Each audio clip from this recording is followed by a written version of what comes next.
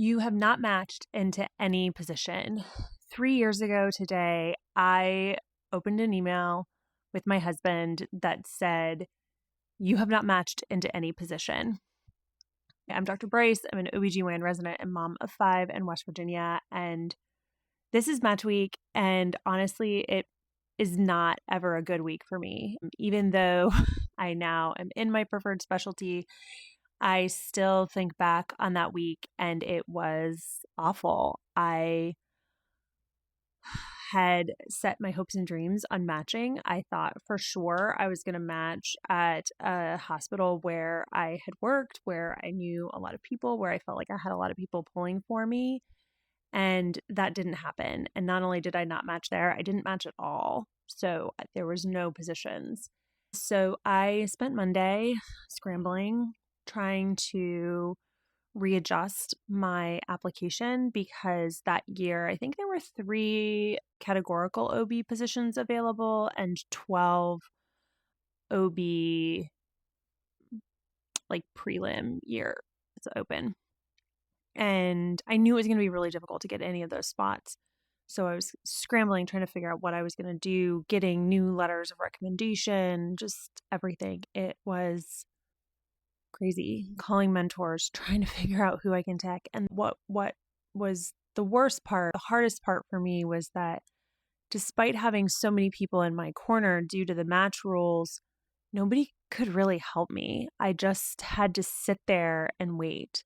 So I got my application in, I applied in the SOAP, and the next day I waited for interviews. There were none. And then Wednesday I waited for interviews and there were none. So I knew when Thursday came around, when offers were going to come out, that I wasn't getting any offers. And that was really hard because I literally spent 72 hours at that point just not knowing what I was going to do. I felt like I let my husband down, I let my family down. They had sacrificed so much for me to go to medical school. And here I was not doing it. I didn't do it. And that was really hard.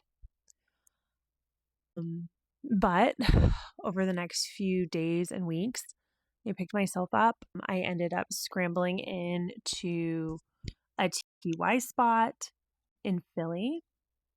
And that was great. And then actually on my very first call shift on a Saturday, I will never forget it, I got a text from an OB and she said, "Can you call me?"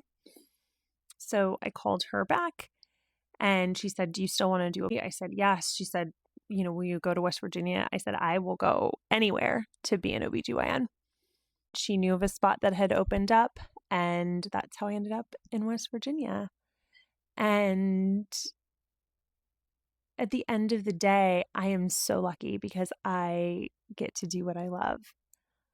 But I also want you to know that if you didn't end up where you thought you would, this isn't the end. This doesn't mean that you can't get into the field that you want to get into. It doesn't mean that you're not good enough or that you can't find something else. My husband also didn't match into his top specialty. We can talk a little bit more about his story later. But if he had matched into his top specialty, I don't think we ever would have met. As much as it hurts that he didn't get what he wanted, I'm pretty sure that I can safely say he's pretty happy with the way things worked out. So over the rest of this week, I'm going to talk maybe a little bit more about my story, a little bit more about my husband's story, about some of my friends who also didn't match, but who have now ended up in eventually finding their way into something that has turned out really great. Maybe some stories about some of my friends who ended up in places that maybe weren't exactly what they wanted, but are figuring out ways to make it into something really great for them. So my message for you at the end of the day is this week is terrible and awful. It's this awful archaic system that is like based on fraternity rush.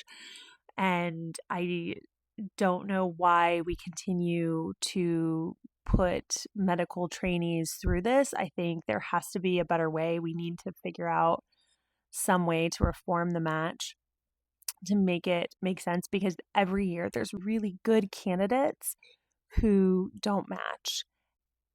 Because you don't match doesn't mean that you're not an amazing doctor, that you're not that you're not smart enough, that you're not good enough. It just means that this weird, archaic model didn't work out for you this time. That's okay, because there's always lessons to be learned. There's always things that we can do better. And this really sucks right now. There's not really a better word for it. It's really awful. But I promise you'll get through it. I promise in the end, the strength that you will build and the character that comes with this. I know that's like so, but I promise you in the end, you will find a path that is so much better than what you had originally planned for yourself. So if you matched, let us know. Hey, cheers for you. If you matched, but you don't know if you're in your specialty of choice, or if you dual applied and you're anxiously waiting for Friday, let us know. If you are right now in the scramble, if you need anything, please, I will read essays. If I know you, I will write you a letter. I will do whatever I can to help you. I will review your applications. Please reach out. I know how much this sucks. If you just need somebody to just listen and hear how much this sucks, if you want to DM me about how terrible and awful this is, I will read it and I will cry with you or laugh with you or whatever it is that you need, because this week sucks. It just sucks. And just know that all of us that have gone before you, we know that it sucks. We know how awful it is. And we are here for you. We really are.